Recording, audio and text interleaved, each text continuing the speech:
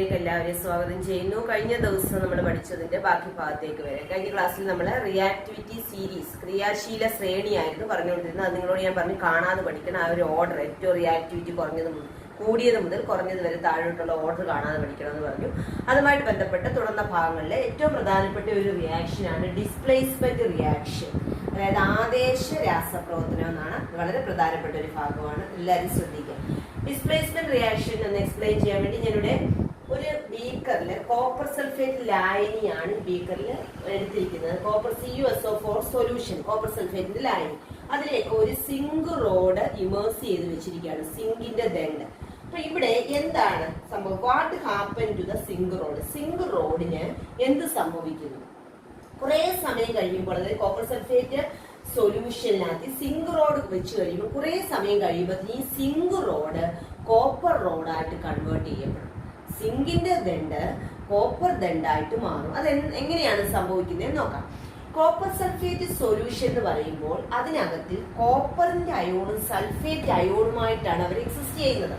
CuSO4 അങ്ങ് dissociate ചെയ്യും. ഇതിന്റെ സൊല്യൂഷനിൽ ഇവരുടെ അയോണായിട്ട് മാറും. Copper ion plus sulphate ion. ഇങ്ങനെയാണ് copper ion Cu2+ sulphate ion SO4 2-. അപ്പൊ ഈ ലായനിയിലെല്ലാം ഈ Cu2+ അയോണായിട്ടും SO4 അയോണുമായിട്ടുമാണ് ഇവർ എക്സിസ്റ്റ് ചെയ്യുന്നത്. ഇപ്പോൾ ശ്രദ്ധിക്കണം, സൊല്യൂഷനിൽ വരുമ്പോൾ ഇവരുടെ അയോൺസ് ആയിട്ടാണ് നിലനിൽക്കുന്നത്. ഇനി ഇപ്പൊ ഇവിടുത്തെ ഒരു മെറ്റൽ കോപ്പർ എന്ന് പറയുന്ന മെറ്റൽ ഉണ്ട്. അത് മറ്റൊരു മെറ്റലാണ് ഇതിലേക്ക് ഇമേഴ്സ് ചെയ്ത് വെച്ചിരിക്കുന്നത്. ഏത് മെറ്റലാണ്? സിങ്ക് റോഡിൽ. സിങ്ക് റോഡിൽ ഏത് ആറ്റം ഉണ്ടെന്ന് അറിയാം? സിങ്കിന്റെ ആറ്റം ഉണ്ട്.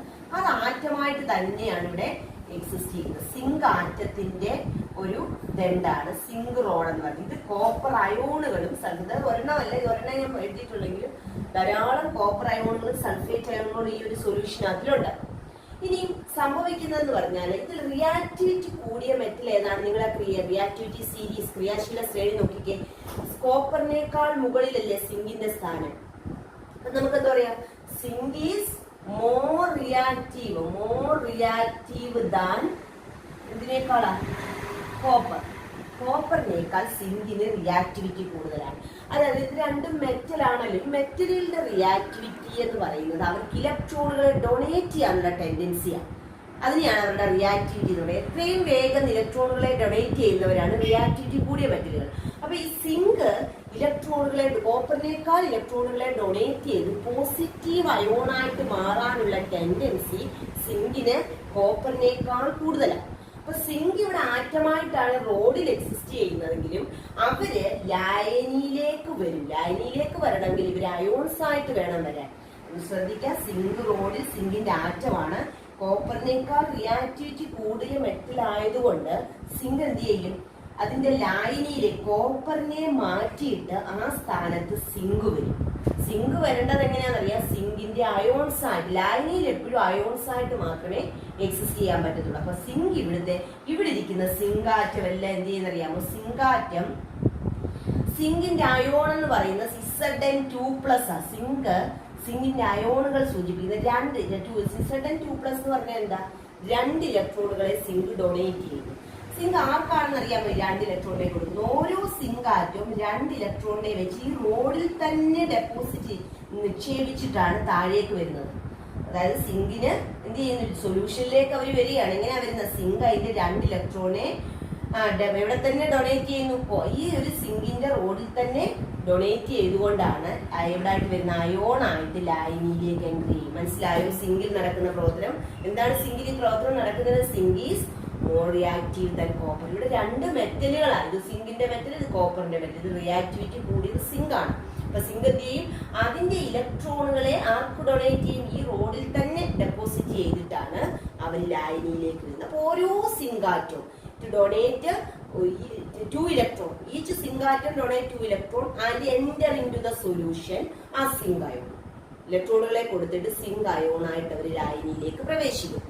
അപ്പൊ പക്ഷേ ലായനിയിൽ വരുമ്പോൾ ലായനിയിൽ ഏത് അയോൺ കിടപ്പുണ്ട്? Copper ion. അപ്പൊ കോപ്പർ അയോൺ അവിടെ എക്സിസ്റ്റ് ചെയ്യാൻ പറ്റത്തില്ല. കാരണം കോപ്പറിനെ സിങ്ക് വന്ന് എന്ത് ചെയ്തു? ഡിസ്പ്ലേസ് ചെയ്തു. അതിൽ ഒരു മെറ്റലിനെ ലായനിയിൽ വരാൻ പറ്റത്തുള്ളൂ. മനസ്സിലായോ? അപ്പൊ എന്ത് ചെയ്യുന്നു? ഈ കോപ്പർ അയോണിനെ സിങ്ക് വന്നിട്ട് ഡിസ്പ്ലേസ് ചെയ്യുന്നു എന്ന് പറയുന്നത്, ആദേശം ചെയ്യുന്നു. ഇനി കോപ്പർ അയോണിന് എന്ത് സംഭവിക്കുന്ന അറിയാം? കോപ്പർ അയോണ് ഇവിടെ എക്സിസ്റ്റ് ചെയ്യാൻ പറ്റില്ല. സിങ്ക് ഈ ലായനിയിൽ എൻട്രി ചെയ്തുകൊണ്ട് ഇവർക്ക് ഇവിടെ എക്സിസ്റ്റ് ചെയ്യാൻ പറ്റാത്ത കോപ്പർ അയോൺ എന്ത് ചെയ്യുന്നറിയാമോ? തിരിച്ച് ഈ ഒരു റോഡിലേക്ക്, സിങ്കിന്റെ റോഡിൽ ചെല്ലുമ്പോൾ അവിടെ എല്ലാം എന്തോ ഉണ്ട്, സിങ്ക് ഡെപ്പോസിറ്റ് ചെയ്ത ഇലക്ട്രോൺസ് ഉണ്ട്. ആ ഇലക്ട്രോൺ സിങ്ക് ഡെപ്പോസിറ്റ് ചെയ്ത, അതായത് കൊടുത്ത ഇലക്ട്രോണുകളെ ആക്സെപ്റ്റ് ചെയ്യും. കോപ്പർ അയോൺ എന്ത് ചെയ്യുന്നു?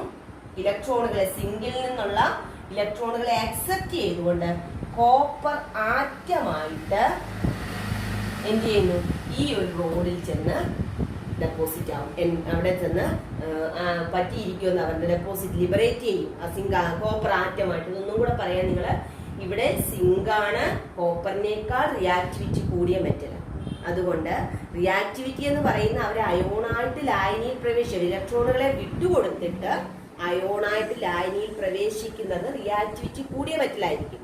അതായത് മെറ്റലുകളുടെ റിയാക്ടിവിറ്റി എപ്പോഴും പറയുന്നത് ഇലക്ട്രോണുകളെ ഡൊണേറ്റ് ചെയ്യാനുള്ള അവരുടെ കപ്പാസിറ്റി കൂടുന്നതനുസരിച്ച് റിയാക്ടിവിറ്റി കൂടും. അപ്പൊ നോക്കിക്കേ, സിങ്ക് എന്ത് ചെയ്തു? സിങ്ക് ആറ്റമായിട്ടും, റോഡിൽ എപ്പോഴും അവർ ആറ്റമായിട്ടും ലായനിയിലേക്ക് വരേണ്ടത് അയോണായിട്ടുമാണ്. അപ്പൊ സിങ്ക് എന്ത് ചെയ്യുന്നു? അതിന്റെ 2 ഇലക്ട്രോണുകളെ ഈ റോഡിലേക്ക് തന്നെ ലിബറേറ്റ് ചെയ്തിട്ടാണ് അയോണായിട്ട് ലായനിയിലേക്ക് വരുന്നത്. അപ്പൊ ഇവിടെ എല്ലാം സിങ്കിന്റെ അയോണായിട്ട് മാറും. സിങ്ക് അയോണുകളെല്ലാം ലായനിയിലേക്ക് വരും. തിരിച്ച് കോപ്പർ അയോൺ, ഈ ലായനിയിൽ ഉള്ളായിരുന്ന കോപ്പറിന്റെ, ചെമ്പിന്റെ അയോണുകളെല്ലാം എന്ത് ചെയ്തു? സിങ്ക് ഡെപ്പോസിറ്റ് ചെയ്ത അല്ലെങ്കിൽ സിങ്ക് ലിബറേറ്റ് ചെയ്ത ഇലക്ട്രോണുകളെ അക്സെപ്റ്റ് ചെയ്തിട്ട് കോപ്പർ ആറ്റമായിട്ട് ഇവിടെ തന്നെ അങ്ങ് പറ്റി പിടിച്ചങ്ങ് ലിബറേറ്റഡ് അല്ലെങ്കിൽ ഡെപ്പോസിറ്റ് ആയിട്ടിരിക്കുന്നു. സിങ്ക് റോഡ് കുറെ കഴിയുമ്പോൾ എന്തായിട്ട് മാറി? കോപ്പർ റോഡായിട്ട് മാറി. ഇനി മറ്റൊരു കാര്യം, ഈ ഒരു സൊല്യൂഷന്റെ നിറം എന്താണെന്നറിയാം? കോപ്പർ സൾഫേറ്റ് സൊല്യൂഷന്റെ നിറം ബ്ലൂ കളറാണ്. പക്ഷേ ഈ ഒരു പ്രവർത്തനം കഴിയുമ്പോൾ ഈ ഒരു നിറം കളർലെസ് സൊല്യൂഷൻ ആയിട്ട് മാറും. കാരണം ഇവിടെ നിറം കൊടുക്കുന്നത് കോപ്പറിന്റെ അയോൺ ഉള്ളത് കൊണ്ടാണ്. ഈ ബ്ലൂ കളർ കൊടുക്കുന്നത് ആരാ? Presence of copper ion. കോപ്പറിന്റെ അയോൺ ആണ് ബ്ലൂ നിറം, നീല നിറം കൊടുക്കുന്നത്. നിങ്ങൾ പഠിച്ചിട്ടുണ്ട്, copper is a transition metal, സംക്രമണ മൂലകമാണ്. സംക്രമണ മൂലകങ്ങൾ എന്ത് ചെയ്യുന്നു? നിറമുള്ള സംയുക്തങ്ങളെ ഉണ്ടാക്കുന്നു എന്ന് പറയുന്നത്. അതായത് ട്രാൻസിഷൻ അയോണുകൾക്ക് എപ്പോഴും നിറം കൊടുക്കുന്നു, ഇല്ല, അതായത് സംയുക്തങ്ങൾക്ക് നിറം കൊടുക്കുന്നതാണ് ട്രാൻസിഷൻ എലമെന്റ്സ്. അതുകൊണ്ടാണ് ഇനി ബ്ലൂ കളർ വന്നത്. കുറെ സമയം കഴിയുമ്പോൾ ഇതിന്റെ കളർ അങ്ങ് ഡിസപ്പിയർ ആയി കളർലെസ് ആയിട്ട് മാറും. കാരണം ഈ കോപ്പർ ഇവിടുന്ന് മുഴുവനും മാറി അതിലേക്ക് പകരം ആരെവിടെ വന്നു? സിങ്ക് താഴെ. സിങ്ക് കോപ്പർ സൾഫേറ്റിന് പകരം ഇപ്പോൾ ഏത് സൾഫേറ്റ് ആയി? ZnSO4 ആയിട്ട് മാറി. അപ്പം എന്താണ് ഇവിടെ നടക്കുന്ന റിയാക്ഷൻ? ഞാൻ പറയാം, സിങ്ക് എവിടെയാണ് നമ്മൾ വെച്ചത്? CuSO4ലാണ് വെച്ചത് അല്ലെ? സിങ്കിനെ കോപ്പർ സൾഫേറ്റ് വെച്ച്, കോപ്പർ സൾഫേറ്റ് Cu2+ അയോണും SO4 2- അവർ എക്സിസ്റ്റ് ചെയ്യുന്നത്. ഇവിടുത്തെ ഓക്സിഡേഷൻ സ്റ്റേറ്റ് 0 ആണ്. ഒരു ആറ്റത്തിന്റെ ഇത് ആർക്കും ഒറ്റയ്ക്ക് സിങ്ക് ആറ്റം മാത്രമേ ഉള്ളതുകൊണ്ട് അതിന്റെ ഓക്സിഡേഷൻ സ്റ്റേറ്റ് 0 ആണ്. ഇച്ചിരി കഴിയുമ്പോൾ എന്ത് സംഭവിക്കും? കോപ്പറിനെ വന്ന് സിങ്ക് ഡിസ്പ്ലേസ് ചെയ്യും. കോപ്പറിന്റെ സ്ഥാനത്ത് സിങ്ക് വരുന്നു. എന്ത് വരും? Zn2+ SO4 2- ആര് മാറുന്നു? കോപ്പർ അങ്ങ് ഈ സ്ഥാനത്തു നിന്ന് മാറി. കോപ്പർ 0. കോപ്പറിന്റെ ഓക്സിഡേഷൻ സ്റ്റേറ്റ് 0 ആണ്. കോപ്പർ ഒരു ആറ്റം മാത്രമേ ഉള്ളെങ്കിലും അതിന്റെ ഓക്സിഡേഷൻ സ്റ്റേറ്റ് 0 ആയിരിക്കും. ഇത് കോമ്പൗണ്ടിൽ വരുമ്പോഴത്തേക്ക് കോപ്പർ അയോൺ Cu2+ അയോണും SO4 2-. ഈ കോപ്പറിനെ സിങ്ക് വന്ന് എന്ത് ചെയ്തു? ഡിസ്പ്ലേസ് ചെയ്തു. എന്തുകൊണ്ടാണെന്ന് അറിയാമോ ഇവിടെ ഡിസ്പ്ലേസ്മെന്റ് റിയാക്ഷൻ നടക്കാൻ കാരണം? Because zinc is more reactive than copper. Zinc കോപ്പറിനേക്കാൾ റിയാക്ടിവിറ്റി കൂടിയ ആളായതുകൊണ്ടാണ് ഈ കോപ്പറിന്റേതാണ് സൊല്യൂഷൻ. CuSO4 എന്ന് പറഞ്ഞാൽ കോപ്പർ സൾഫേറ്റിന്റെ സൊല്യൂഷനാണ്. അതിനകത്തുനിന്ന് സിങ്ക് വന്നിട്ട് കോപ്പർ അയോണിനെ എന്ത് ചെയ്തു? ഡിസ്പ്ലേസ് ചെയ്തിട്ട് ആ സ്ഥാനത്ത് വന്നു. അതാണ് ഡിസ്പ്ലേസ്മെന്റ് റിയാക്ഷൻ. അപ്പൊ ഡിസ്പ്ലേസ്മെന്റ് റിയാക്ഷനില് അതിൽ നിങ്ങൾ page number text book page number 50 എടുക്കുക. അതില് അവിടെ ഒരു ഇക്വേഷൻ ഉണ്ട്. ബ്ലൂ അല്ല, അതിന് മുമ്പിലുള്ള ഒരു ബോക്സ് ഉണ്ട്, അത് അണ്ടർലൈൻ ചെയ്യണേ. Blue colour of copper solution is due to the presence of Cu2+ ion. ഈ ഒരു ബോക്സ് അണ്ടർലൈൻ ചെയ്യണം. When zinc rod is dipped in copper sulfate solution, Cu2+ ion in the solution get deposited as the zinc rod. മനസ്സിലായല്ലോ? Cu2+ ion എന്ത് ചെയ്യുന്നു? get deposited at the zinc rodil, zinc ദണ്ടിൽ വന്ന് നിക്ഷേപിക്കപ്പെടുന്നു. കാരണം എന്താ? Because zinc is more react. Zinc എല്ലാം ഇവിടെ വന്നു ലായനിയിലേക്ക് അയോണായിട്ട് വരികയാണ്. ലായനിയിൽ വരണേ അവർ അയോണായിട്ട് വരണം. തിരിച്ചു പോകണമെങ്കിൽ ആറ്റമായിട്ടും പോകണം. ആ ഇക്വേഷനാണിത്. സിങ്ക് അയോണായിട്ട് ലായനിയിൽ വരുന്നു. ഈ ലായനിയിലുള്ള കോപ്പർ അയോൺ എന്ത് ചെയ്തു? ഈ സിങ്ക് ലിബറേറ്റ് ചെയ്ത ഇലക്ട്രോണിനെ അക്സെപ്റ്റ് ചെയ്തുകൊണ്ട് കോപ്പർ ആറ്റമായിട്ട് തിരിച്ച് റോഡിലും പോകുന്നു. അതാണ് അവിടെ എഴുതിയിരിക്കുന്നത്. അവിടുത്തെ ഓരോ ക്വസ്റ്റിനും നിങ്ങൾ ആൻസർ ചെയ്യാം. വിച്ച് മെറ്റൽ ഗെറ്റ് ഡിസ്പ്ലേസ്ഡ്, ഏത് മെറ്റൽ അവിടെ ഡിസ്പ്ലേസ്ഡ് ആയത്? മാറിക്കൊടുത്തതാരെ? കോപ്പർ. കോപ്പർ. അടുത്തത് which is more reactive than zinc or copper, ഏതാ മോർ റിയാക്റ്റീവ്? അതൊക്കെ എഴുതി പോണേ.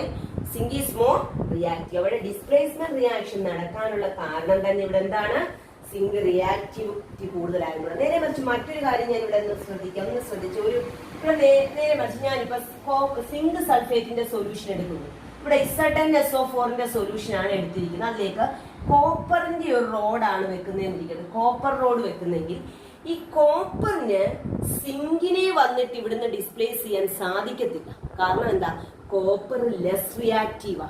അപ്പൊ സിങ്കിന്റെ സൊല്യൂഷനിൽ നിന്ന് സിങ്കിനെ വന്ന് ഡിസ്പ്ലേസ് ചെയ്ത് കോപ്പറിനെ ഡിസ്പ്ലേസ് ചെയ്യാൻ കോപ്പർ കനോട്ട് ഡിസ്പ്ലേസ്. കോപ്പറിന് ഒരിക്കലും സിങ്കിനെ ഈ സൊല്യൂഷനിൽ നിന്ന് ആദേശം ചെയ്യാൻ സാധിക്കത്തില്ല. കാരണം എന്താണെന്നറിയാമോ? കോപ്പർ സിങ്കിനേക്കാൾ റിയാക്ടിവിറ്റി കുറഞ്ഞ മെറ്റലിന് ഒരിക്കലും റിയാക്ടിവിറ്റി കൂടിയ മെറ്റലിനെ അതിന്റെ സൊല്യൂഷൻ അതിന്റെ ലായനിയിൽ നിന്നും ആദേശം ചെയ്യാൻ സാധിക്കത്തില്ല. ഇവിടെ ഡിസ്പ്ലേസ്മെന്റ് റിയാക്ഷൻ നടക്കാൻ കാരണം എന്താ? സിങ്ക് ഈ ലായനിയിലുള്ള കോപ്പറിനേക്കാൾ റിയാക്ടിവിറ്റി കൂടുതലാണ്. അപ്പൊ ഇതിൽ നമുക്ക് എന്തോ പറയാം? High reactive metal can displace low reactive metal from its solution. ശ്രദ്ധിച്ചേ, ഹൈ റിയാക്റ്റീവ് മെറ്റൽ, റിയാക്ടിവിറ്റി കൂടിയ ലോകം റിയാക്ടിവിറ്റി കുറഞ്ഞ ലോകത്തെ അതിന്റെ ലായനിയിൽ നിന്നും, കോപ്പർ സൾഫേറ്റിന്റെ ലായനിയായത്, അതിന്റെ ലായനിയിൽ നിന്നും ആദേശം ചെയ്യുന്നു. തിരിച്ചു നടക്കത്തില്ല. ഇതിപ്പോ സിങ്കിന്റെ സൊല്യൂഷനും കോപ്പർ റോഡ് വെച്ചാൽ ഡിസ്പ്ലേസ്മെന്റ് നടക്കത്തില്ല. കാരണം എന്താ? കോപ്പറിന് അങ്ങനെ അതിന് കഴിവില്ല, ലെസ് റിയാക്റ്റീവ് ആയതുകൊണ്ട്. ഇത് വളരെ പ്രധാനപ്പെട്ടതാണ്. അതിന്റെ ഈ ഒരു ഇക്വേഷൻ അണ്ടർലൈൻ ചെയ്യാം. ടെക്സ്റ്റ് ബുക്കിലുണ്ട് ഇക്വേഷൻ അണ്ടർലൈൻ ചെയ്യാം. ഇനി നമുക്ക് മറ്റു രണ്ട് കാര്യം കൂടി ഇതിനകത്ത് പഠിക്കാനുണ്ട്. ഇവിടെ ഈ ഒരു രണ്ട് ഇക്വേഷനിലേക്ക് വീണ്ടും ശ്രദ്ധിക്കാം. സിങ്കിന് സംഭവിച്ചത് കണ്ടോ? സിങ്ക് ഇലക്ട്രോണുകളെ എന്ത് ചെയ്തു? സിങ്ക് ഡൊണേറ്റ് ചെയ്തു, അല്ലെ? ലോസ് ഓഫ് ഇലക്ട്രോൺ ആണ് ഇവിടെ സിങ്കിന് സംഭവിച്ചത്. ഇലക്ട്രോണുകളെ ലോസ് ചെയ്ത്. അപ്പൊ ആ പ്രവർത്തനത്തിൽ നിങ്ങൾ ഒരു പേര് കഴിഞ്ഞ വർഷമേ പഠിച്ചിട്ടുണ്ട്. ലോസ് ഓഫ് ഇലക്ട്രോൺ എന്ന് പറയുന്ന പേരെന്താ? ലോസ് ഓഫ് ഇലക്ട്രോൺ ഓക്സിഡേഷൻ ആണോ റിഡക്ഷൻ ആണോ? ഓക്സിഡേഷൻ. ലോസ് ഓഫ് ഇലക്ട്രോൺ എന്ന് പറയുന്ന പേര് ഓക്സിഡേഷൻ. ഗെയിൻ ഓഫ് ഇലക്ട്രോൺ എന്താണ്? ഗെയിൻ ഓഫ് ഇലക്ട്രോൺ ഇതൊക്കെ സൈഡിൽ എഴുതിക്കോണം കേട്ടോ. റിഡക്ഷൻ. ഗെയിൻ ഓഫ് ഇലക്ട്രോൺ എന്ന് പറയുന്ന പേര് റിഡക്ഷനുമാണ്. അപ്പൊ ഇവിടെ ഇലക്ട്രോൺ നഷ്ടപ്പെട്ടത് ആർക്കാ? സിങ്കിനാണ് ഇലക്ട്രോൺ നഷ്ടപ്പെട്ടത്. അപ്പൊ സിങ്കിന് എന്ത് സംഭവിച്ചു? ഓക്സിഡേഷൻ സംഭവിച്ചു. സിങ്കിനാണ് ഓക്സിഡേഷൻ സംഭവിച്ചു, ഓക്സീകരണം സംഭവിച്ചു. സിങ്കിന് എന്ത് സംഭവിച്ചു? ഓക്സീകരണം. കോപ്പറിന് ഇലക്ട്രോണുകളെ നേടി, സിങ്ക് കൊടുത്ത ഇലക്ട്രോണിനെ നേടിയതാര? കോപ്പറാണ്. കോപ്പറിന് എന്ത് സംഭവിച്ചു? നിരോക്സീകരണം അഥവാ റിഡക്ഷൻ. അപ്പൊ റിഡക്ഷൻ നടന്നത് ആർക്കാണ്? കോപ്പർ. അപ്പൊ ഇവിടെ ഈ ഒരു ഇക്വേഷൻ ഓക്സിഡേഷൻ ഇക്വേഷൻ ആണിത്. ഇത് റിഡക്ഷൻ ഇക്വേഷൻ. ഇത് വളരെ പ്രധാനപ്പെട്ടതാണ്. അപ്പൊ ഇവിടെ പ്രധാനമായിട്ട് ഓർക്കേണ്ടത് ഡിസ്പ്ലേസ്മെന്റ് റിയാക്ഷൻ എല്ലായിടത്തും നടക്കത്തില്ല. എങ്ങനെ മാത്രമേ നടക്കുള്ളൂ? High reactive metal can displace low reactive metal from its solution. High reactive metal മാത്രം ഇങ്ങനെ റോഡായിട്ട് വെച്ചാൽ, ലോ റിയാക്റ്റീവ് മെറ്റലിന്റെ സൊല്യൂഷനിൽ ഹൈ റിയാക്റ്റീവുള്ള മെറ്റൽ വെച്ചാൽ മാത്രമേ ഡിസ്പ്ലേസ്മെന്റ് നടക്കത്തുള്ളൂ. പിന്നെ ഓർക്കേണ്ടത് റിയാക്ടിവിറ്റി കൂടിയ മെറ്റലിനായിരിക്കും ഓക്സിഡേഷൻ നടക്കുന്നത്, റിയാക്ടിവിറ്റി കുറഞ്ഞ മെറ്റലിന് റിഡക്ഷനുമാണ് നടക്കുന്നത്. അപ്പോൾ ഓക്സിഡേഷൻ റിഡക്ഷൻ ഇക്വേഷൻ വളരെ പ്രധാനപ്പെട്ടതാണ്. ആ പേജ് നമ്പർ 51 തന്നെ is this reaction oxidation reduction എന്ന് ചോദിച്ചിട്ടുണ്ട്. അവിടെ എഴുതണം ഇതിന്റെ ഈ ഒരു റിയാക്ഷൻ ആണ് അവിടെ കൊടുത്തിരിക്കുന്നത്. അതെന്തോ എഴുതണം? ഓക്സിഡേഷൻ എന്ന് എഴുതണം. വൈ? എന്താണ് കാരണം? ബിക്കോസ് സിങ്ക് ലോസ് ഇലക്ട്രോൺ, സിങ്കിന് ഇലക്ട്രോണുകളെ നഷ്ടപ്പെടും. Loss of electron is oxidation എന്ന് എഴുതാം.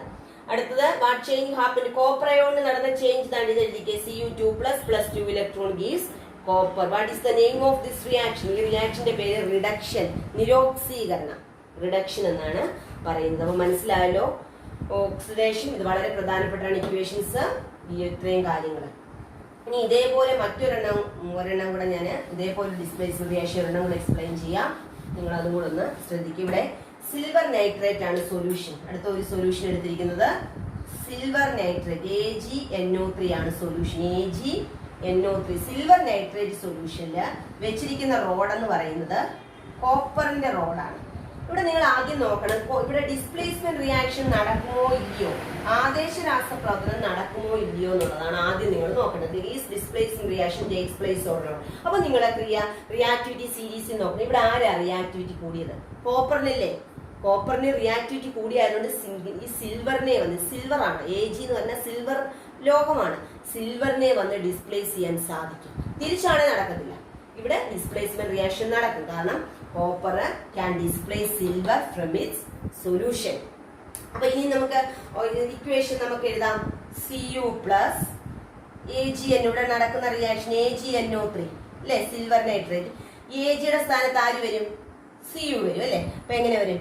CuNO3. പക്ഷെ ഇങ്ങനെ എഴുതുമ്പോൾ വാലൻസിയും കൂടെ നോക്കണം. കോപ്പറിന്റെ വാലൻസി 2 ആണ്. അപ്പൊ NO3ക്ക് താഴെ നമ്മൾ 2 എഴുതി കൊടുക്കണം. നമ്മൾ കഴിഞ്ഞ വർഷം അതും പഠിച്ചത്. പ്ലസ് മാറി കൊടുക്കേണ്ടത് ആരാ? സിൽവർ മാറി കൊടുക്കണം. അതാണ് ഇവിടെ നടക്കുന്ന ഇക്വേഷൻ. നമുക്ക് വേണമെങ്കിൽ Cuന്റെ Agയുടെ വാലൻസി 1 പോസിറ്റീവ് ആണ് കേട്ടോ, 2 പോസിറ്റീവ് അല്ല. അതിന്റെ ഓക്സിഡൈസ് സ്റ്റേറ്റ് 1 പോസിറ്റീവ് ആണ്. NO3യുടെ 1 നെഗറ്റീവുമാണ് നൈട്രേറ്റിന്റെ. കോപ്പറിന്റെ 2 പോസിറ്റീവ് ആണ്. ഇത് NO3യുടെ 1 നെഗറ്റീവ്, Ag0. ഇത്രയുമാണ് എന്റെ ഓക്സിഡേഷൻ നമ്പർ എഴുതുമ്പോൾ. ഒരു ആറ്റം മാത്രമേ 0. ഇത് Ag 1 ഇലക്ട്രോണിനെയാണ് കൊടുക്കുന്നത്, NO3 1 ഇലക്ട്രോണിനെ സ്വീകരിക്കും. നൈട്രേറ്റ് റാഡിക്കലാണ്. ഇവിടെ കോപ്പറിന്റെ വാലൻസി 2, NO3 2 പ്രാവശ്യമുണ്ട്. ഇതിന്റെ വാലൻസി 1 മൈനസ്, NO3യുടെ വാലൻസി 1 ആണ്, Ag0. ഇവിടെ നമ്മൾ ഓക്സിഡേഷൻ റിഡക്ഷൻ ഇക്വേഷൻ എഴുതിയാൽ ആർക്കാ ഓക്സിഡേഷൻ നടക്കുന്നത്? കോപ്പറിന് അല്ലെ. കോപ്പറിന്റെ ഓക്സിഡേഷൻ റിയാക്ഷൻ എങ്ങനെ വരും? Cu കേസ് പറഞ്ഞോ, Cu2 plus 2 electron. Cu electron നഷ്ടപ്പെടുന്നു. ഇതാണ് ഓക്സിഡേഷൻ. ഇതാണ് ഓക്സിഡേഷൻ. റിഡക്ഷൻ ആർക്കാ സംഭവിക്കുന്നത്? Ag പ്ലസിന്. ഇവിടെ AgNO3 സൊല്യൂഷനിൽ എങ്ങനെയായിരിക്കും സ്ഥിതി ചെയ്യുന്ന അറിയാമോ? AgNO3 സൊല്യൂഷനിൽ വരുമ്പോൾ ഇവിടെ അങ്ങ് ഡിസോസിയേറ്റ് ചെയ്ത് Ag പ്ലസ് ആയിട്ടും NO3 മൈനസ് ആയിട്ടും മാറും. 1 മൈനസ് 1 പ്ലസ്. അതായത് ഇവിടെ Ag പ്ലസും NO3 മൈനസും NO3 1 മൈനസുമായിട്ടാണ് ഇവർ ഈ ലൈനിൽ സ്ഥിതി ചെയ്യുന്നത്. ഈ Ag പ്ലസ് ഇവിടെ നമ്മൾ പോകണം. ഇവിടെ ഇല്ല കോപ്പർ കൊടുക്കുന്ന കോപ്പർ ഇവിടുന്ന് അയോൺ ആയിട്ട് ലൈനിലേക്ക് വരുമ്പോൾ കോപ്പർ ഇവിടെ ഡെപ്പോസിറ്റ് ചെയ്ത ഇലക്ട്രോണുകളെ Ag പ്ലസ് എന്ന് അക്സെപ്റ്റ് ചെയ്യും. Ag 1 പ്ലസ് ആണ്. അത് 1 ഇലക്ട്രോണിനെയാണ് സ്വീകരിക്കുന്നത്. 1 ഇലക്ട്രോണിനെ മാത്രമേ Ag 1 പ്ലസ് സ്വീകരിച്ചിട്ട് Ag ആയിട്ട് മാറും. ഇതാണ്, അതായത് കോപ്പർ 2 ഇലക്ട്രോണിനെ വിട്ടുകൊടുക്കുന്നെങ്കിലും ഒരു Ag, ഒരു സിൽവറിന് 1 ഇലക്ട്രോണിനെ മതി. Agയുടെ ഓക്സിഡൈസ് സ്റ്റേറ്റ് 1 പോസിറ്റീവ് ആണ്, അത് 1 ഇലക്ട്രോണിനെ സ്വീകരിക്കും. അപ്പൊ 2 സിൽവർ വന്നിട്ടാണ് 2 ഇലക്ട്രോണിനെ സ്വീകരിച്ച് 2 Ag ആയിട്ട് മാറും. ഇതാണ് റിഡക്ഷൻ, ഓക്സിഡേഷൻ റിഡക്ഷൻ. ഇത് വളരെ പ്രധാനപ്പെട്ടതാണ്. ഇക്വേഷൻസ് എഴുതി പഠിക്കണം. നിങ്ങൾക്ക് ഇവിടെ ഒരു വർക്ക് ഓക്സിഡേഷൻ റിഡക്ഷൻ ഇക്വേഷൻ എഴുതാനുണ്ട്. അതിന് തൊട്ട് താഴെ ആ ബോക്സിൽ കിടക്കുന്നത് അണ്ടർലൈൻ ചെയ്ത് വെക്കുക. Metals having high reactivity displace metal having less reactivity from its solution. Such chemical reaction are called displacement. ഇത്തരം റിയാക്ഷനെയാണ് നമ്മൾ ഡിസ്പ്ലേസ്മെന്റ് റിയാക്ഷൻ എന്ന് പറയുന്നത്. അപ്പൊ ഇത് നിങ്ങൾക്ക് ക്ലിയർ ആയോ? കോപ്പർ, സിൽവർ നൈട്രേറ്റും ഈ ഒരു ഇതൊക്കെ വളരെ നന്നായിട്ട് എഴുതി പഠിച്ചോണം കേട്ടോ. അതിന് ഇപ്പുറത്തെ ഒരു ആക്ടിവിറ്റി കൊടുത്തിട്ടുണ്ട്. ഇത് നിങ്ങളുടെ ടേബിൾ 3.3 ഇത് നോക്കി ടേബിൾ 3.3 കംപ്ലീറ്റ് ചെയ്യണം. അത് അസൈൻമെന്റ് ആയിട്ട് ചെയ്യുക.